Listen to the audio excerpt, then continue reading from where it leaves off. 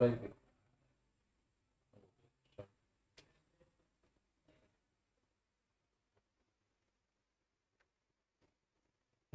We are live now.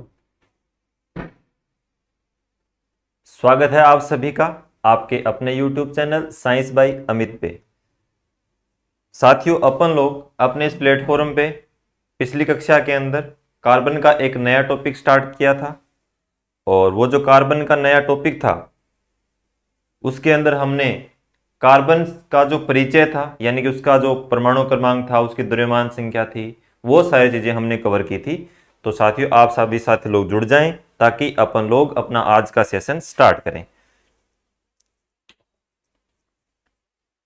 सभी को जयदेव खालिया, प्रणाम गुरुदेव, आपको भी नमस्कार। आइए चलिए साथियों, स्टार्ट करते हैं आज की अपनी क्लास। देखो, अपन लोग कल कार्बन के बारे में डिस्कस कर रहे थे। किसके बारे में डिस्कस कर रहे थे? कार्बन के बारे में डिस्कस कर रहे थे। और कार्बन के बारे में हमने कुछ छोटी छोटी चीजें पढ़ी थी। किसके बारे में डिस्कस चल रहा था अपना? कार्बन के बारे में डिस्कस अपना चल रहा था। बहुत ही छोटी छोटी चीजें हमने इसके बारे में देखी थी, जैसे इसका परमाणु क्रमांक क्या होता है, इसके द्रव्यमान संख्या कितनी होती है, संयोजकता कितनी होती है, वो सारी चीजें हमने देख ली थी। उसके बाद इसके बंद कोण बताया था मैंने आपको एक, कि 109 डिग्री 28 मिनट का एक बंद कोण होता है। उसके बाद हमने इसके एक समस्थानी की बात करी थी कि इसका एक कार्बनिक यानी कि C14 नाम का एक समस्थानिक होता है जो कार्बन डेटिंग विधि में काम आता है, और पूरी चर्चा अपनी कार्बन डेटिंग विधि पे रही थी। तो साथियों, आज जो है वो आगे, इसके आगे जो है, इसके आगे का जो पार्ट है वो हम आज कवर करेंगे। ठीक है, देखो, एक आपसे क्वेश्चन पूछा जाता है कि कार्बन का इलेक्ट्रॉनिक विन्यास कितना होता है। ठीक है, तो आप एक बार के लिए डायरेक्ट याद रख लेना कितना होता है। तो होता है ये 1s2, 2s2 और 2p2, यानी कि sp-df 4 कक्षक होते हैं, और कार्बन का जो परमाणु क्रमांक होता है वो 6 होता है। उसके अंदर 6 इलेक्ट्रॉन होते हैं, तो 2 इस s में, 2 इस s में, और 2 उस p कक्षक में चले जाएंगे। ठीक है, तो ये नॉर्मल सी चीज है। हालांकि अपने छोटे लेवल के एग्जाम पे ये पूछी भी नहीं जाती है, फिर भी कई बार क्या है कि रीट लेवल पे क्या पता पूछ भी ले, तो इलेक्ट्रॉनिक विन्यास है तो पूछा भी जा सकता है कि ये कितना होता है। माया सैनी जी नमस्ते। सर जी आपको भी नमस्ते।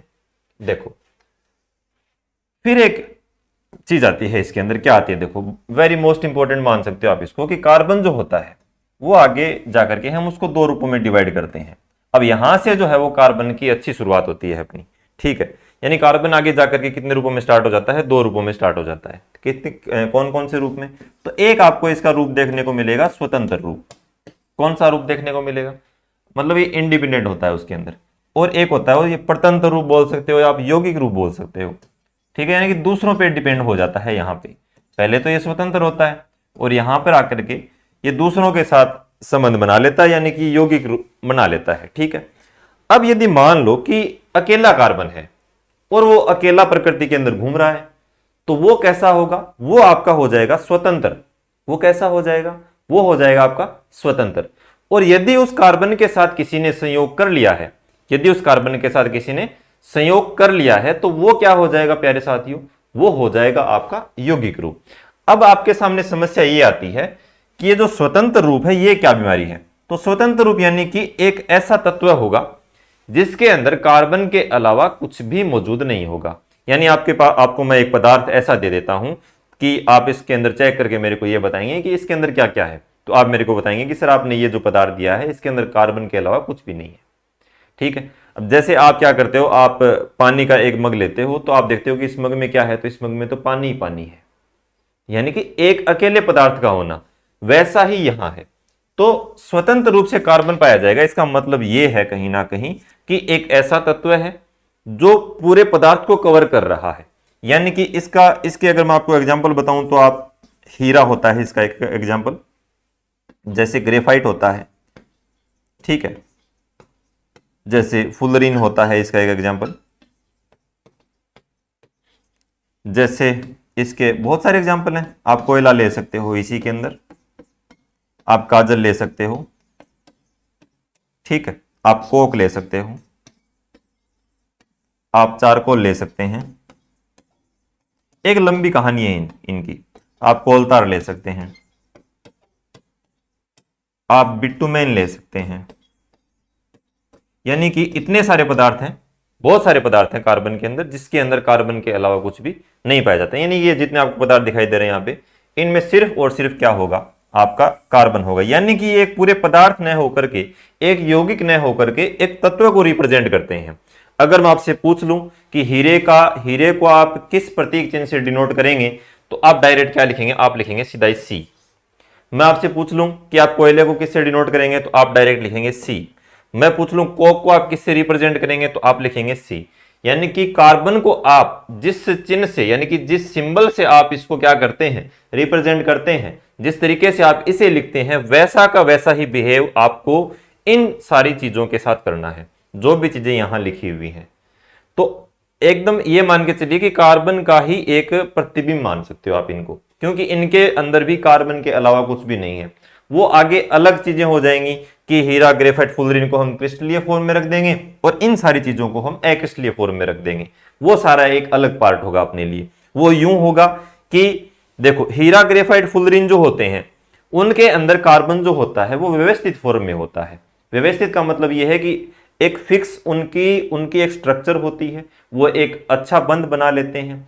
क्योंकि ये तीनों जो चीजें होती हैं, ये तीनों चीजें जब अपनी प्रकृति में उथल पुथल हुई थी, पेड़ पौधे दब गए थे, कोयले का निर्माण हो गया था, तो क्या होगा, जो पदार्थ जितना ज्यादा दबाव सहन करेगा, जितना ज्यादा ताप सहन करेगा, वो तो क्या बन जाएगा, डायमंड बन जाएगा। और जो कम दाब सहन करेगा, कम ताप सहन करेगा, वो क्या हो जाएगा, वो आधा जला हुआ क्या हो जाएगा, फिर वो कोयला हो जाएगा। कहने का मतलब ये है, अपने आप दैनिक जीवन में देख सकते हैं, जो व्यक्ति जितना ज्यादा संघर्ष करता है, जितने ज्यादा कार्य करता है, वो एक डायमंड की फॉर्म में होता है, अपने आप में एक हीरा होता है। जो संघर्षों से घबरा जाता है, जो संघर्ष नहीं कर पाता, जो पढ़ नहीं पाता, जो कुछ और नहीं कर पाता, हर काम से जिसको डर लगता है, हर काम से जो अपना जी चुराता है, वो क्या बन जाएगा, फिर वो कोयला बन जाएगा। तो आप उन व्यक्तियों का जो कंपेयर है वो इन चीजों से कर सकते हैं कि वो कोयला है, वो काजल है। आदमी है तो आप उसको कोयला बोल दो, लड़की है तो उसको काजल बोल दो, ठीक है। तो वो जो संघर्षों से घबराने वाला आदमी क्या हो जाएगा, कोयला हो जाएगा। जो संघर्षों से घबराती है वो क्या हो जाएगी, काजल हो जाएगी। तो ये सारी जो छोटी छोटी चीजें हैं, तो आप दैनिक जीवन की चीजों से रिलेट करके पढ़ सकते हैं। ठीक है प्यारे साथियों, आइए अब देखो आगे एक शब्द लिखा हुआ है आपके सामने, यौगिक। यौगिक के बारे में थोड़ी सी जानकारी लेते हैं। यौगिक होता क्या है। जोसेफ प्राउस्ट नामक वैज्ञानिक का एक नियम है, एक वैज्ञानिक है, हालांकि याद रखने की जरूरत नहीं है, लेकिन फिर भी आपको बता देता हूं। जोसेफ प्राउस्ट नामक वैज्ञानिक ने एक नियम दिया था, निश्चित अनुपात का नियम। ठीक है, आप थोड़ा सा ऐसे ही ध्यान में रख लें कि निश्चित अनुपात का नियम, एक नियम दिया था। किसने दिया था, तो जोसेफ प्राउस्ट ने दिया था। एक नियम है निश्चित अनुपात का नियम। इसने यह कहा कि ये जो कार्बन है वो आपका किसी अन्य तत्व के साथ संयोग करेगा। अब किसी अन्य तत्व के साथ संयोग करेगा तो अगले तत्व की और कार्बन की जो मात्रा है वो फिक्स होनी चाहिए। जैसे आप CO2 देखते हैं तो कार्बन का एक परमाणु है, ऑक्सीजन के 2 एटम हैं, मिलकर के क्या बनाते हैं, कार्बन डाइऑक्साइड बना लेते हैं, जो अलग जगह पे काम आती है। वहीं यदि मैं बात करूं, यदि मैं CO यानी कि इसमें से एक कम कर दूं तो ये कार्बन मोनोऑक्साइड बन जाती है। वहीं यदि मैं इसके अंदर एक O और डाल दूं तो ये कार्बोनेट बन जाता है। कहने का मतलब ये है कि अगर आप पदार्थ की मात्रा को घटा बढ़ा रहे हैं तो इसकी जो संरचना है, इसके जो गुण है, इसका जो बिहेवियर है वो चेंज हो रहा है। वही बात है, आप घर पे चाय बनाते हैं तो आप उसमें अगर 1 चम्मच चीनी डालते हैं तो कम मीठी, 2 डालते हैं तो और ज्यादा मीठी, फिर 5-6 चम्मच डाल देते हैं, फिर तो कहना ही क्या है। वही चीजें हैं। तो अगर आप कोई चीज को अच्छा बनाना चाहते हैं, अपने घरों में देख लो, आप अपने घरों में जब ब्याह शादी का माहौल होता है तो हलवाई आएगा, वो आपको लिस्ट बना के देगा कि 5 किलो चीनी, 2 किलो चावल, 1 किलो मूंग की दाल। वो मतलब एक फिक्स पैटर्न के अंदर आपको लिख करके देगा कि इतना इतना केजी सामान डालना है। फिर अपने आएंगे, बोलेगा इमान वो कम मिठो रह गयो, इमान थोड़ी सी चीनी घेर दे।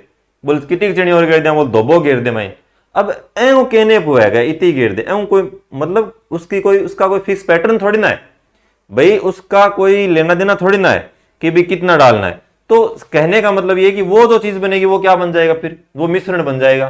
कोई आ रहा है कह रहा है कि कोई भूंगड़ा आएगा, वो कह देगा कि इसको इसके अंदर इतना डाल दे। तो ऐसे डालने से क्या मतलब हुआ, आपने एक फिक्स मात्रा में बनाया है, उसकी चीजें फिक्स हैं कि इतना जो सामान बनाना है उसके अंदर ये चीजें पड़ेंगी, ठीक है। तो ज्यादा डाल दोगे तो दिक्कत है, कम डालोगे तो दिक्कत है। वही चीजें यहां है, अगर आप इनको एक निश्चित अनुपात में डाल रहे हो इसका मतलब वो एक यौगिक का निर्माण करेंगे, और अगर आप उसको ऐसे बेमेल रूप से मिलाए जा रहे हो तो वहां पर किसका निर्माण हो जाएगा, वहां पर आपको मिश्रण प्राप्त हो जाएगा। और वो आगे की कहानी है कि समांगी मिश्रण है, विसमांगी मिश्रण है, हम पढ़ेंगे आगे जैसे जैसे टॉपिक अपने आते जाएंगे। पदार्थ का अपना पूरा टॉपिक अलग से लगेगा, वहां पे हम इसके बारे में और जिक्र करेंगे। इसका मैं आपको अनुपात भी निकाल के बताऊंगा, इसका अणुभार कितना होता है, इसका अनुपात कैसे निकलता है, अणुभार के अनुसार अनुपात कितना होता है, संरचना के अनुसार इसका अनुपात कितना होता है। तो वो सारी चीजें हम यौगिक वाले चैप्टर के अंदर कवर करेंगे। अभी आप वापस आइए, तो आपको यौगिक की कहानी समझ में आ गई होगी कि यौगिक को कैसे बनाते हैं। तो जोसेफ प्राउस्ट का एक नियम है निश्चित अनुपात का नियम, उसके अंदर हम तत्वों को एक निश्चित अनुपात में जोड़ते हैं और वो सारी चीजें फिर क्या बन जाती हैं, एक अच्छे यौगिक का निर्माण हो जाता है। ये तो हो गई इसकी बातें। अब देखो प्यारे साथियों, अब हम क्या करेंगे, अब हम इस पार्ट को पहले पढ़ेंगे और इस पार्ट को आगे पढ़ेंगे। आपको सीक्वेंस समझ में आ गया होगा। पहले हम कौन सा पार्ट कवर करेंगे, ये स्वतंत्र वाला पार्ट कवर करेंगे। मैं आपको एक एक चीज बताऊंगा कि हीरा क्या होता है, ग्रेफाइट क्या होता है, फुलरीन, ये चारकोल को, कोलतार, बिटुमेन, ये सारी चीजें जितनी भी आपके सामने यहाँ पे लिखी हुई हैं, इससे कुछ ना कुछ आपको मैं ज्यादा ही बताऊंगा, इनसे कुछ भी नहीं छोड़ेंगे। फिर हम चलेंगे यौगिक वाले पार्ट पे। भाई अपनी कॉपी आपने जहां पे डाल रखी है तो वहां पे एक चार्ट बना लेना, स्वतंत्र रूप से और यौगिक रूप से। स्वतंत्र के नीचे ये लिख लेना और यौगिक के नीचे 2-3 उदाहरण और लिख लेना। हालांकि मैं आपको उदाहरण करा ही दूंगा, ये CO2, CCl4 जो भी है, जितने भी आएंगे, कार्बन से जितनी भी चीजें बन रही होंगी, वो सारे का सारा पार्ट जो है हम यौगिक के अंदर कवर कर लेंगे। तो चलो स्टार्ट करते हैं स्वतंत्र रूप वाला। मैं यहां पे लिख देता हूं फिर से, जो स्वतंत्र रूप से कार्बन परमाणु पाया जाता है वो सारी चीजें हम यहां पे देख रहे हैं, ठीक है। अब स्वतंत्र रूप से सबसे पहले मैंने क्या लिखा था, तो आपके सामने हीरा लिखा था। अब हीरा कौन से में आएगा, तो आप बताएंगे ये क्रिस्टलीय अपर रूप है। तो सबसे पहले ये आप ये लिखेंगे, क्योंकि हम क्रिस्टलीय वाला पार्ट ही पढ़ रहे हैं, तो यह एक क्या है साथियों, यह एक क्रिस्टलीय अपर रूप है। कैसा अपर रूप है, तो कई बार पूछ लेता है अगला, हालांकि इतना इजी क्वेश्चन है, पूछता तो नहीं है, लेकिन क्या पता कोई एग्जामिनर सरफिरा हो, बिल्कुल भी मेहनती नहीं हो, तो वो क्या कर लेगा, ये पूछ लेगा, ठीक है। राजेंद्र कुमार गोठवाल जी, नमस्कार गुरु जी, नमस्कार आपको भी। जयदेव खालिया, कॉपी ऑलरेडी बनी हुई है। हाँ जी, आप वैसे प्राचीन विद्यार्थी हैं तो आपने कॉपी डाल रखी है। आपका ऑनलाइन प्लेटफॉर्म पे भी स्वागत है, आप जुड़े हैं इसके लिए आपको धन्यवाद। चलो अपने सेशन की तरफ फिर से चलते हैं। देखो हीरा जो होता है वो क्या होता है प्यारे साथियों, क्रिस्टलीय अपर रूप में होता है। अगर मैं पूछ लूं आपसे तो किस बात का गम है, वो वाली बात नहीं है, क्रिस्टलीय अपर रूप है। तो कार्बन का मैं आपसे क्या पूछूंगा, मैं आपसे पूछूंगा कि इसकी प्रतिशत मात्रा कितनी होती है। क्या पूछूंगा मैं आपसे, मैं इससे आपकी प्रतिशत मात्रा पूछूंगा। किसकी प्रतिशत मात्रा पूछूंगा, कार्बन की प्रतिशत मात्रा पूछूंगा। तो लगभग 100% इसमें क्या पाया जाता है, कार्बन पाया जाता है। आप ये कह सकते हैं कि यह यानी कि हीरा क्या है प्यारे साथियों, कार्बन का, किसका, कार्बन का शुद्धतम रूप है। यानी कि बहुत ज्यादा मात्रा में ये क्या होता है, शुद्ध होता है। शुद्धतम रूप है या शुद्धतम अपर रूप है, आप ये भी लिख सकते हैं। आप दोनों ही चीजें यहां पे लिख सकते हैं। उसके बाद ये तो हो गया इसका शुद्धतम रूप। अब अपन लोग क्या करते हैं, ये जो हीरा है इसके बारे में पूरी जानकारी लेते हैं कि ये क्या है, क्या कैसे कार्य करता है, कैसे नहीं करता है। अब देखो हीरा जो होता है, मैं आपसे पूछ लूं कि इसकी प्रवृत्ति कैसी होती है, हीरे की प्रवृत्ति कैसी होती है। इसकी प्रवृत्ति होती है विषमदैशिक। कैसी होती है, विषमदैशिक प्रवृत्ति का होता है। अब आपके सामने एक समस्या आ गई कि सर ये विषमदैशिक क्या चीज होती है, तो मैं आपको बता देता हूं कि विषमदैशिक और समदैशिक दो नाम आपको मिलते हैं। आपको कितने नाम मिलेंगे, दो नाम मिलते हैं। एक मिलेगा आपको समदैशिक, एक मिलेगा आपको विषमदैशिक, ठीक है। विषमदैशिक क्या होता है, मान लो ये आपके सामने हीरे की एक संरचना है। मान लो एक बार के लिए क्या है, आपके सामने एक डायमंड है।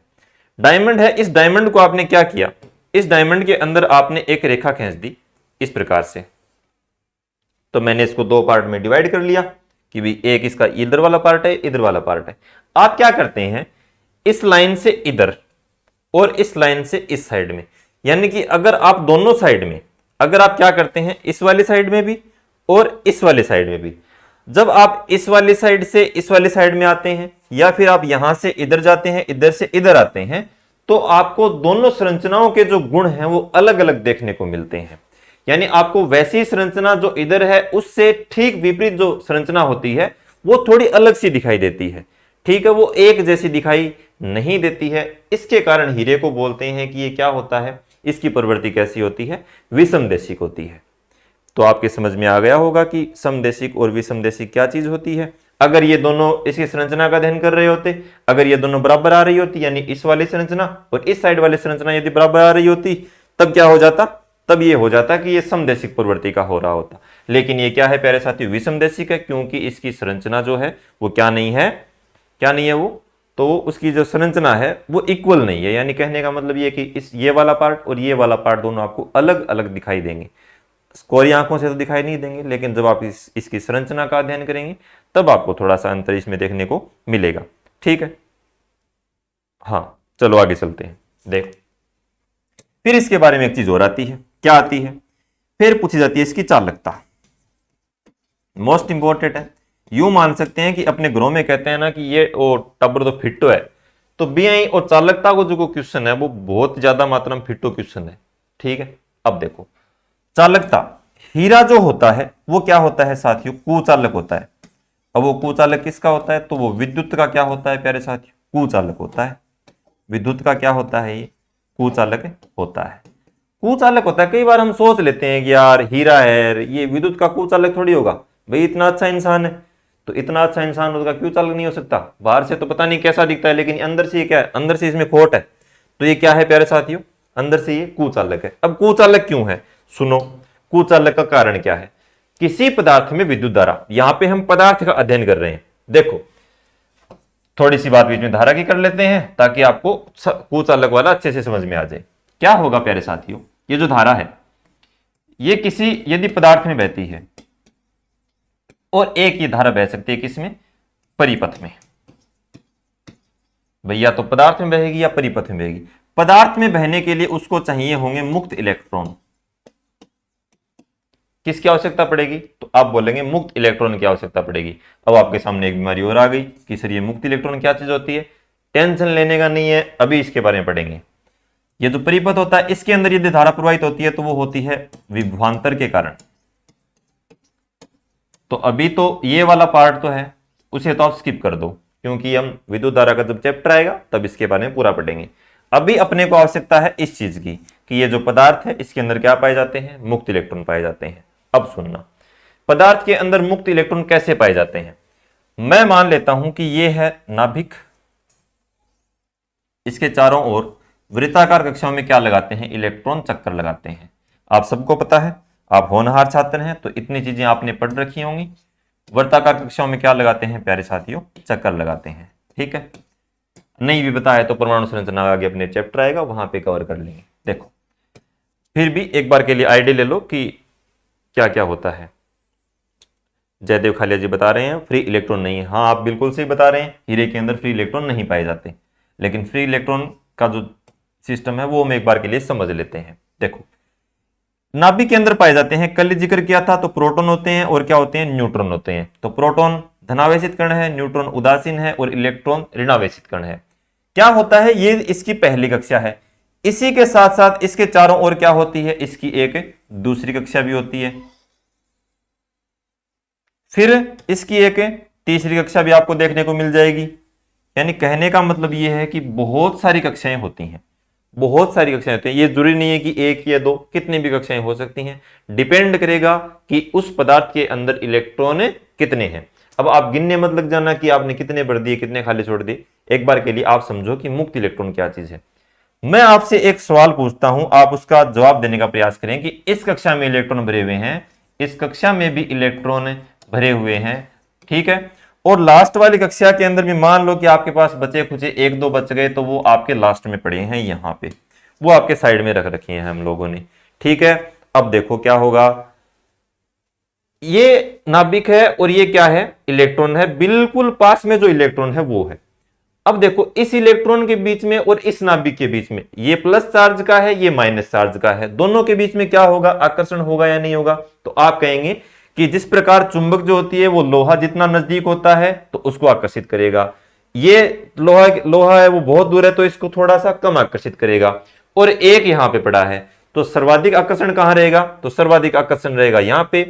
फिर दोबारा मैं आपसे पूछूं तो उससे थोड़ा कम, तो आप बताएंगे दूसरी कक्षा में। फिर मैं पूछूं कि उससे थोड़ा कम, तो आप बताएंगे सर कि लास्ट जो है ना, ये लास्ट वाली ये बहुत दूर पड़ी है, तो इसके बीच में और इसके बीच में आकर्षण बल क्या हो जाएगा प्यारे साथियों, बहुत ही कम हो जाएगा।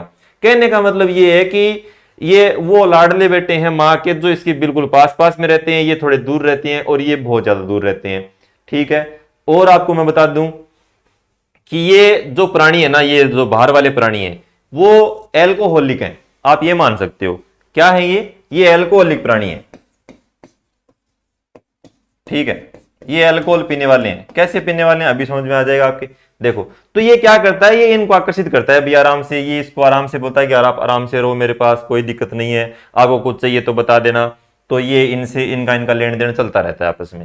ये अपने मान लो घर पे बनाते हैं खाते हैं कोई दिक्कत नहीं, इन बाहर वालों को कोई नहीं पूछता कि भाई घर पे अगर लड्डू आते हैं तो इनको नहीं मिलते, घर से बाहर से अगर कोई मान लो कोई दे जाए भी, पड़ोस से हूँ बाजी आए हैं तो इनको घर पे कोई पता नहीं क्या 2-3 केले पकड़ा दे तो इनकी बारी तो नहीं आएगी उनके अंदर। ठीक है ना, तो ये क्या करते हैं, ये बोलते हैं कि आप हमें भी मतलब थोड़ा बहुत हिस्सा तो दीजिए ना। भाई नाभिक को बोलते हैं कि भाई आप हमें कुछ तो दीजिए, लेकिन ये नाभिक कह देता है कि भाई नहीं आप बहुत दूर रहते हैं तो हम आपको कुछ नहीं देने वाले। इन्होंने बोला ठीक है कोई बात नहीं, आप हमें कुछ नहीं देंगे तो कोई बात नहीं, लेकिन हम भी अपना कुछ ना कुछ जुगाड़ तो कर ही लेंगे। ये क्या करते हैं फिर, ये चलेंगे भैया बाहर की, भाई कोई 20 रुपए दे दो, क्या दे दो, कोई 20 रुपए दे दो। अब 20 रुपए प्राचीन समय में आपको पता है किसके लिए लिए जाते थे, ये बाहर से अपना कोई ना कोई बंदोबस्त करके आएंगे। बंदोबस्त करके आएंगे तो क्या होगा, इनको वो चीज मिल गई जो ये लेने गए थे। भाई इनको ब्रांच का तो पता है कहां से मिलेगी, तो इनको वो चीज तो मिल चुकी है। अब ये मिल चुकी है, अब ये बिल्कुल क्या है, एकदम टून है। ये क्या है, बिल्कुल टून है। कैसे टून है सुनना। अब इनको क्या मिल गई बाहर से, 20 रुपए में क्या लेने गए थे, ये लेने गए थे विद्युत धारा। क्या लेने गए थे, विद्युत धारा लेने गए थे। विद्युत धारा मिल गई तो बोले अपने पास क्या है प्यारे साथियों, विद्युत धारा है। अब ये जहां चाहेंगे गति करेंगे।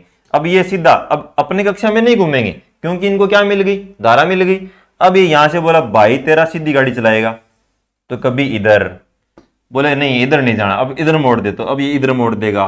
फिर ये आएगा बोले नहीं नहीं तू गलत चल रहा है मैं इधर जाऊंगा। यानी कहने का मतलब ये है कि ये पूरे परमाणु के अंदर, पूरे परमाणु के अंदर तितर बितर रूप से क्या करते हैं, गति करते हैं। कभी इधर जाना, कभी इधर आना, कभी इधर कभी इधर। तो परमाणु के समझ में नहीं आता कि ये हो क्या रहा है, ये कर क्या रहे हैं। अब इनको कौन बताया कि ये 20 रुपए लेकर के गए थे, अब इनको कौन समझाए। लेकिन इनको क्या मिल गई, धारा मिल गई। तो धारा मिलने के कारण जो बाहर की कक्षा के इलेक्ट्रॉन होते हैं वो क्या करते हैं, इस पूरे परमाणु के अंदर मुक्त रूप से क्या करते हैं, गति करते हैं। मुक्त रूप से क्या करते हैं, गति करते हैं। जब ये मुक्त रूप से गति करेंगे तो पूरा परमाणु जो है वो कंपन करने लगता है, और कंपन करेगा तो क्या हो जाएगा, विद्युत धारा का संचार हो जाएगा। तो इसके अंदर पूरे के अंदर विद्युत धारा का संचार का जो कारण है वो क्या है प्यारे साथियों, आपका मुक्त इलेक्ट्रॉन होता है। ठीक है, अब ये मुक्त इलेक्ट्रॉन का कॉन्सेप्ट जो है वो आपके समझ में आ गया होगा। अब अपन लोग वापस चलते हैं अपने उसी पार्ट पे। देखो यहां पे हमने क्या लिखा था कि ये जो चालकता है वो किसके कारण होती है, तो चालकता इसके अंदर क्या नहीं पाई जाएगी। मैंने यहां पे लिखा है कुचालक होता है, इसका मतलब इसके अंदर क्या नहीं पाए जाते। तो आपका आंसर होगा कि सर इसके अंदर मुक्त इलेक्ट्रॉन नहीं पाए जाते। मुक्त इलेक्ट्रॉन नहीं पाए जाने का भी एक रीजन है, वो क्या रीजन है इसके अंदर देखना। देखो मुक्त इलेक्ट्रॉन नहीं पाए जाने का रीजन ये है कि एक कार्बन जो होता है वो 4 अन्य कार्बन परमाणुओं के साथ संयोग कर लेता है। इसका मतलब यह है कि इसकी जो संयोजकता होती है, भाई कार्बन की संयोजकता मैंने आपको कल बता दी थी कि कितनी होती है। तो कार्बन की संयोजकता होती है प्यारे साथियों 4। ठीक है, आप अपने मोबाइल के अंदर हीरे की स्ट्रक्चर जो है वो देख लेना। एक कार्बन आपको 4 अन्य कार्बन परमाणुओं के साथ जुड़ा हुआ दिखाई देगा, और वो जो 4 हैं वो 4 आगे अन्य के साथ जुड़े हुए आपको मिलेंगे। ठीक है, विमला जी नमस्ते आपको भी। संदीप प्रजापति सर जी राम राम, आपको भी राम राम। सुदेश बलोदा जय श्री श्याम, जय श्री श्याम। चलिए अपन लोग आगे चलते हैं। ये जो संरचना है इसकी, वो क्या करते हैं, एक कार्बन 4 अन्य कार्बन परमाणु के साथ संयोग कर लेता है, और क्या नहीं पाए जाएंगे, फिर इसके अंदर मुक्त इलेक्ट्रॉन नहीं पाए जाएंगे। ठीक है, ये तो हो गई इसकी नॉर्मल सी बातें। ठीक है, देखो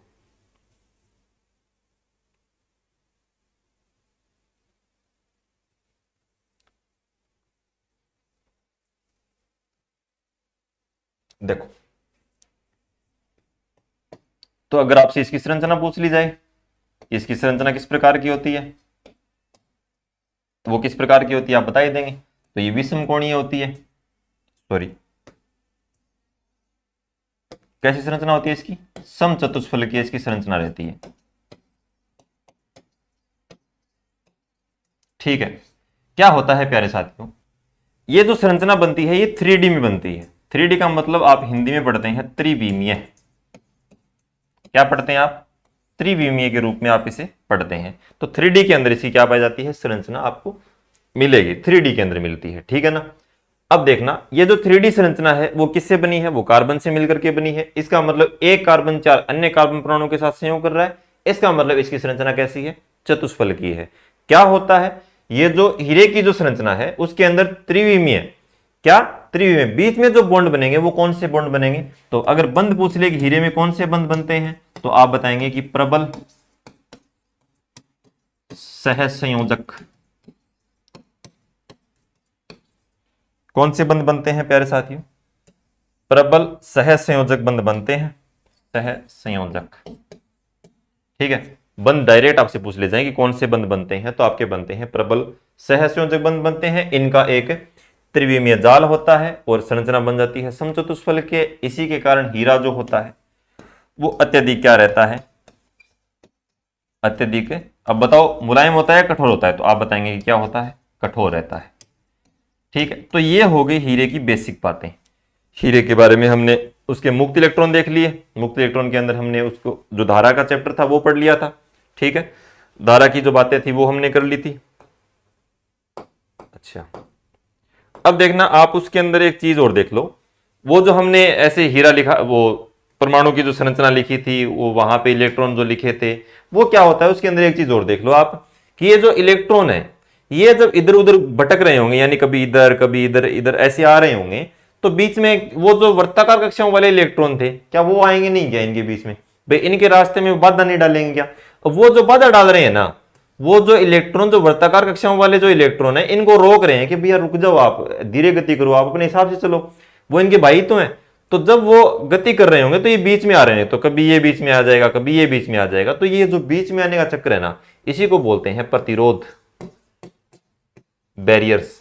ठीक है, इसी को क्या बोलेंगे हम, प्रतिरोध बोलेंगे। तो प्रतिरोध जो होता है वो इलेक्ट्रॉन के मार्ग में जो उत्पन्न बाधा होती है, जो दूसरे इलेक्ट्रॉन के कारण होती है, इस नाभिक के कारण भी होती है, तो क्या होता है वहां पे प्रतिरोध उत्पन्न होता है। तो ये एक अपने, वैसे यहां पे तो काम नहीं आएगा, लेकिन धारा वाले चैप्टर में ये सारी चीजें आपके काम आएंगी। तो एक बार के लिए मैंने आपको आइडिया दे दिया है। ठीक है, फिर हीरे के बारे में क्वेश्चन और पूछा जाता है। हीरा जो होता है वो चमकता है, क्या करता है, हीरा चमकता है। हीरा चमकता है, किसके कारण चमकता है, तो यहां पे एक चीज और आती है आपके सामने, प्रकाश के चैप्टर में वैसे इसके बारे में हम अपने को विस्तृत जानकारी मिलती है, लेकिन यहां पर भी थोड़ा सा कवर कर लेंगे। पूर्ण आंतरिक परावर्तन।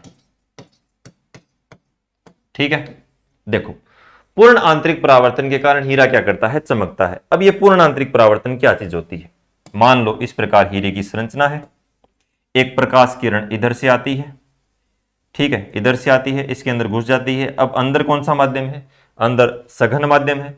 एक प्रकाश किरण जब सघन माध्यम से विरल माध्यम में जाने का प्रयास करती है, तो अपने पथ से क्या हो जाती है, विचलित हो जाती है। तो अंदर ही अंदर क्या होती रहती है, परावर्तित होती रहती है। यहां से इधर आ जाएगी, फिर इधर चली जाएगी, फिर इधर, फिर इधर। यानी कहने का मतलब ये है, प्रकाश का अपने अंदर ही, हीरे के अंदर ही अंदर क्या होते रहना, बार बार में परावर्तित होते रहना ही क्या हो जाएगा, पूर्ण रूप से, यानी कि पूरा का पूरा आंतरिक, यानी अंदर ही अंदर, और परावर्तन यानी बार बार बार बार उसका क्या होते रहना, परावर्तित होते रहना। सुदेश बलोदा, प्रबल सहसंयोजक कठोर पूर्ण आंतरिक परावर्तन। हाँ, आपका बिल्कुल सही है, पूर्ण आंतरिक परावर्तन के कारण हीरा क्या होता है, चमकता है। ठीक है ना, तो ये इसके बारे में थोड़ी सी बेसिक बातें हैं। एक चीज और कई बार पूछ ली जाती है कि हीरे का गलनांक कितना होता है। हालांकि ऐसे क्वेश्चन आते नहीं है, क्या पता आपको पूछ ले, तो एक बार आप सामान्य जानकारी के लिए लिख लेना 3843 केल्विन। केल्विन के ऊपर हम डिग्री नहीं लगाते हैं, तो इसके ऊपर हम डिग्री भी नहीं लगाते हैं। ठीक है, वो डिग्री सेंटीग्रेड, डिग्री फारेनहाइट, वहां पे डिग्री लगाते हैं, लेकिन केल्विन में कभी भी डिग्री लगाने की भूल नहीं करनी है आपको। तो 3843 केल्विन इसका क्या रहता है, गलनांक रहता है। इस तापमान पे ये गलना क्या हो जाता है, शुरू हो जाता है। ठीक, बहुत ज्यादा टेम्परेचर की आवश्यकता पड़ती है। फिर एक बार, कई बार एक अपने जो पीछे एलडीसी का एग्जाम हुआ था वहां पे ये क्वेश्चन 3-4 जगह घुमा था। कौन सा क्वेश्चन घुमा था देखना। एक क्वेश्चन पूछा था उष्मीय रूप से स्थायित्व का। क्या क्वेश्चन आया था कि आप मेरे को ये बताइए कि उष्मीय रूप से कौन स्थायी होता है, कौन कम स्थायी होता है। उष्मीय रूप से स्थायित्व का क्वेश्चन आया था एक। हालांकि क्वेश्चन तो ग्रेफाइट का आया था। अब क्या पता इस बार बोर्ड ये पूछ लिया आपसे कि उष्मीय रूप से स्थायित्व कौन होता है, तो कम स्थायी, ज्यादा स्थायी, इस टाइप से कोई क्वेश्चन आया था। तो उष्मीय रूप से जो स्थायी होता है तो हीरा तो क्या हो जाएगा। अब अपन लोग हीरे की बात कर रहे हैं तो हीरा आपको याद रखना है ये कम स्थायी होता है। क्या होता है ये हमेशा कम स्थायी होता है। हालांकि जब हम कल ग्रेफाइट पढ़ रहे होंगे तो वहां पे हम ग्रेफाइट को बहुत ज्यादा स्थायी कर देंगे, लेकिन ये इसको क्या रखेंगे अपन लोग, इसको कम स्थायी रखेंगे। ठीक है ना। तो आपको ये चीज थोड़ी सी ध्यान में रखनी है। यानी कि हीरा जो होता है वो ज्यादा गर्म करते हैं तो वो क्या हो जाता है, टूट जाता है। इस टाइप से कुछ याद रख लो आप इसे। तो ये हीरा जो होता है वो कम स्थायी रहता है। कहां पर, उष्मीय रूप से। ठीक। फिर इसके कुछ एक उपयोग देख लो आप। इसके उपयोग क्या क्या होते हैं भी, कहां कहां काम आता है। तो आभूषण निर्माण में तो काम आता ही है। ठीक है। डायमंड पे बहुत सारे गाने बने हुए हैं, पता नहीं वो पंजाबियों में बहुत सारे गाने हैं, डायमंड दा कोकार, पता नहीं क्या क्या। तो वही डायमंड की बातें हो रही हैं यहाँ पे। हाँ, 3843 केल्विन, बिल्कुल राइट आपका। देखो तो उपयोग में आभूषण निर्माण में काम आता है। एक होता है प्यारे साथियों फोनोग्राम। इसकी जो सुई है वो भी इसी से बनती है। और एक होता है अपने सबसे ज्यादा मुख्य उपयोग आपको पता ही है, कांच काटने के अंदर। यानी कि जब आपको बोला जाए कि आपको कांच को काटना है तो आप हीरे के माध्यम से ही काट सकते हैं। ये नहीं कि आप आरी लेकर के बैठेंगे, लो अब काट देते हैं, आप चाकू लेके बैठेंगे कि आप ये काट देते हैं। ठीक है। तो हीरा जो होता है वो कांच काटने के अंदर क्या आता है, कांच काटने में काम आता है। एक कई बार इसकी आपसे बंद दूरी पूछ ली जाती है। बंद दूरी, बंद दूरी कितनी होती है इसकी। बंद दूरी जो होती है वो होती है आपकी 1.54 अंगस्ट्रम। कितनी होती है आपकी, 1.54 अंगस्ट्रम आपकी इससे क्या रहती है, बंद दूरी रहती है। हीरे का विशिष्ट घनत्व 3.51 होता है। हाँ बिल्कुल होता है, 3.51 ही रहता है, वो भी लिख लो आप, विशिष्ट घनत्व है। विशिष्ट घनत्व है ये होता है 3.51। अंगस्ट्रम क्या होता है, आपके मन में सवाल आ रहा होगा। तो अंगस्ट्रम यानी कि एक अंगस्ट्रम के अंदर होता है आपका 10⁻⁻10 मीटर। तो ये एक लंबाई मापने का मात्रक होता है अंगस्ट्रम। छोटे पदार्थों के अंदर बंद दूरी जो मापने का जो मात्रक है वो आपका अंगस्ट्रम रहता है। तो 1.54 अंगस्ट्रम ये थोड़ी इंपॉर्टेंट रहती है। विशिष्ट घनत्व भी आप देख लेना 3.51 होता है। ठीक है।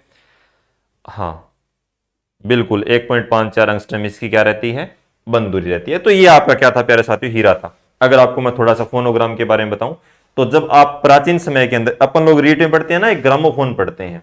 जब अपन लोग शिक्षण सहायक सामग्रियों के बारे में अध्ययन करते हैं तो वहां पे एक चीज पढ़ते हैं, ग्रामोफोन पढ़ते हैं। ग्रामोफोन आपने देखा होगा कि एक ऐसे बड़ी सारी कैसेट होती थी, वो गाने सुनने के काम आती थी प्राचीन समय के अंदर। आजकल तो चलो मोबाइल वगैरह हैं, सारी चीजें हैं, लेकिन वो क्या होता है, वो जो कैसेट जो थी वो एक अक्ष के ऊपर घुमा करती थी और एक मतलब उसके जो साइड में था वो एक डायमंड सा लगा हुआ रहता था। वो क्या करता था, उसकी मतलब वो जो फोनोग्राम की जो कैसेट थी उसका वो अध्ययन करता था। यानी कहने का मतलब वो कैसेट जो थी वो उसके चारों ओर इर्द गिर्द घुमा करती थी। वहां से वो उसको कैच करके और आगे जो भी जितनी धाराएं थी, जितना मतलब तरंगे थी, वो सारी की सारी जो है वो भेजा करता था। तो वो जो फोनोग्राम है वहां पे उसकी एक सुई बनती थी। ठीक है ना। तो फोनोग्राम आप थोड़ा सा याद रख लें कि फोनोग्राम की सुई बनाने में भी हीरे का उपयोग होता है, कांच काटने में तो इसका उपयोग होता ही है। और आभूषण, चाहे आप अंगूठी बनवा लो, चाहे आप कुछ भी सामग्री बनवा लो, आपकी हिम्मत चाहिए तो आभूषण निर्माण में भी इसका क्या रहता है, उपयोग रहता है। तो ये आज हमने जो है वो हीरे के बारे में छोटी छोटी बेसिक बातें करी हैं अपनी। बेनामी जी राम राम सर जी, आपको भी राम राम। देखो तो ये जो हीरे का जितना भी पार्ट था आज हमने कवर कर लिया है। और इससे आगे वाले जो अपनी कक्षा होगी उसके अंदर अपन लोग क्या करेंगे, अपन लोग ग्रेफाइट के बारे में, फुलरिन के बारे में अध्ययन करेंगे। कार्बन का चैप्टर है, थोड़ा बड़ा चलेगा, थोड़ी लंबी क्लासें होंगी, हो सकता है इसकी 7-8 कक्षाएं हो जाएं। आपको पेशेंस रखना है। इसके बाद कार्बन का जैसे ही चैप्टर कंप्लीट होता है उसके बाद हम कार्बन से रिलेटेड क्या करेंगे, क्वेश्चन करेंगे। और हो सकता है आपको अब मतलब इससे रिलेटेड यदि आपको क्वेश्चन, आपके मन में कोई क्वेश्चन हो, तो आप जो नीचे जो DK education by Dinesh Kushwaha sir हैं, उनके जो व्हाट्सअप नंबर आपको यहाँ पे इस मोबाइल एप्लीकेशन के जो व्हाट्सअप नंबर हैं वो आपको दिए हुए हैं, तो आप एप्लीकेशन के व्हाट्सएप पे भी क्या कर सकते हैं, संपर्क कर सकते हैं। वहां पे भी आपको, अगर आपको गणित की कक्षाएं देखनी है, गणित वाली जो क्लासें होती हैं, वो अपनी उस प्लेटफॉर्म पे आपको देखने के लिए मिल जाती हैं। ठीक है प्यारे साथियों, तो मैथ के लिए आप Dinesh Kushwaha sir YouTube channel भी है उनका, फ्री क्लासें हैं, वहां पर भी एनसीईआरटी प्लस आरबीएससी चल रहा है अपना 10वीं का, और अपने प्लेटफॉर्म पर भी क्या चल रहा है, एनसीईआरटी और आरबीएससी बेस्ड ही जो मैटर है वो चल रहा है अपना। ठीक है, तो आप सभी साथी लोगों को पता ही है कि जो क्वेश्चन आ रहे हैं आजकल वो भी एनसीईआरटी और आरबीएससी बेस्ड ही आ रहे हैं। तो जितना भी मैटर है अपना, जितनी भी सारी चीजें हैं, आपके मन में कोई डाउट है तो आप बेझिझक पूछ सकते हैं, आप कमेंट बॉक्स में लिख सकते हैं, आपका जो भी डाउट होगा, आप लाइव क्लास लाइव में जुड़ते हैं तो आपका हैंड टू हैंड समाधान कर दिया जाता है। लेकिन अगर आप बाद में जुड़ते हैं, बाद में आपके मन में कोई सवाल आता है पढ़ाते टाइम या पढ़ते टाइम, तो आप बाद में भी वो क्वेश्चन पूछ सकते हैं। और टेलीग्राम चैनल है अपना साइंस बाय अमित सर के नाम से ही टेलीग्राम चैनल भी है अपना, तो आप वो भी ज्वाइन कर ले, वहां पर आपको जीके के क्वेश्चन भी देखने को मिल जाएंगे। हाँ ठीक है, ओके साथियों, मिलते हैं अगली क्लास के अंदर, तब तक अपने तैयारी में मस्त रहें, अपने स्वास्थ्य का ध्यान रखें। जय हिंद, जय भारत।